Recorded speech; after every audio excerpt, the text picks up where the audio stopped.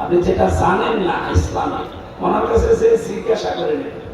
আবার এরকম মানুষের কাছে যে জিজ্ঞাসা করছেন যে নিজেই জানেন এরকম পীর দেশে নেই।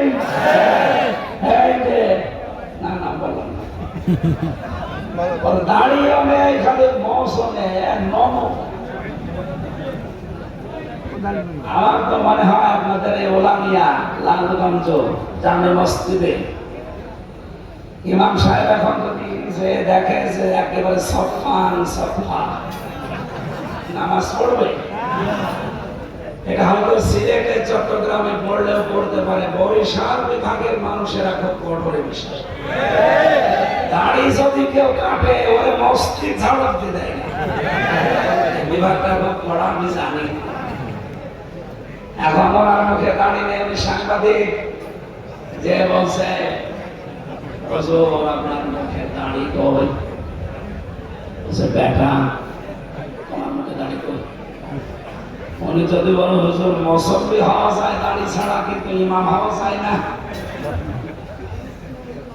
বরিশাল বিভাগের মানুষেরা আপনার বিবেকের উপরে কি করে পোশাক করে দিল, কি বুঝছেন আপনি? দাড়ি ছাড়া এই লালগঞ্জ বাজারের মসজিদের ইমামতি করা যায় না, দাড়ি ছাড়া বিশ্ব বলি হওয়া যায় কি করে বলি হয়? আমার বিবেক নেই।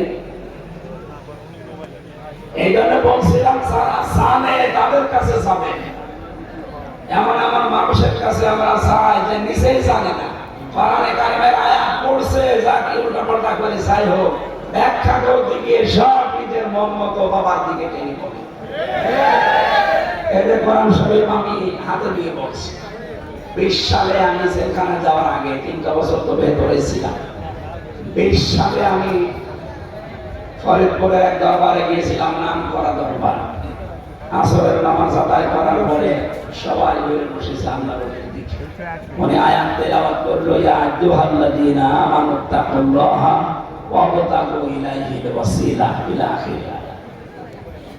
সূরা মাইদার 35 নম্বর আয়াতটা তেলাওয়াত করলো ইমাম সাহেব। একটা কথাও মিথ্যা বলছি না, একেবারে কোরআন হাতে নিয়ে বলছি। এটা রেকর্ড হচ্ছে, কালকে সারা দুনিয়ায় ছড়াবে।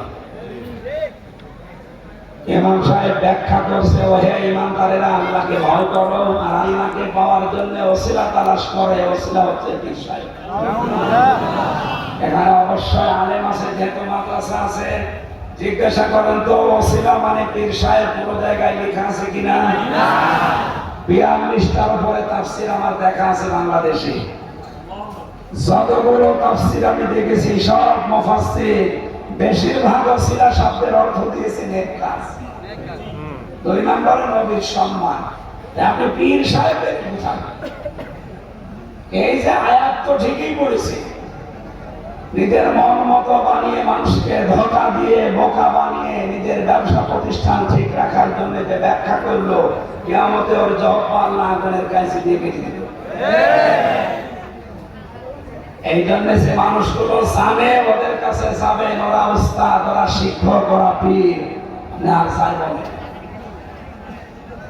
যেখানে আমরা যাচ্ছি দেখছি এই শব্দটা আমাদের দিচ্ছে যে জিকির করো বাবা। কোরআনে আল্লাহ জিকির শব্দটাকে ব্যবহার করেছেন কয়টা অর্থে? আরো জোরে। আপনি আজকে থেকে এই জীবনের শেষ দিন পর্যন্ত এখন মিলাবেন এই 5টা অর্থ আমার বিভিন্ন যে দরবার এগুলো আপনি আছে কিনা। 1 নম্বরে আল্লাহ জিকিরের অর্থ দিয়েছেন কোরআন। জিকির মানে কোরআন শরীফ। ইন্না নাহনু নাযালনা যিকরা ওয়া ইন্না লাহু লাহাফিজুন। সূরা হিজর 14 নম্বর পারার 1ম নম্বর পৃষ্ঠা 9 নম্বর লাইনের 9 নম্বর আয়াতটা 1ম নম্বর রুকুতে আছে। এটা তাফসীরে ফিসির আলী কোরআনে পাবেন। সাইয়্যিদ কুতুব লিখেছেন, আল্লাহ পাক বলেন অবশ্যই জিকির এই কোরআন আমি আল্লাহ নাযিল করেছি, হেফাজতের দায়িত্ব আমি আল্লাহ নিজের কুদরতি হাতে নিয়েছি। সুতরাং জিকিরের প্রথম অর্থ পেলাম কি? আরো জোরে। হেফাজত করবেন ওকে কে? বাংলাদেশ সহ বিশ্বে আর যারা ষড়যন্ত্র করছেন এই কোরআনের বিরুদ্ধে বিভিন্ন কায়দায়, আপনি কোনোদিন সফল হতে পারবেন না। আহ্বান জানাচ্ছি, থেমে যান, আপনি পারবেন না। কারণ এটার মালিক হামজা না, এটার মালিক কে? উনি যেহেতু নিজের হাতে নিয়েছেন দায়িত্ব, কিয়ামত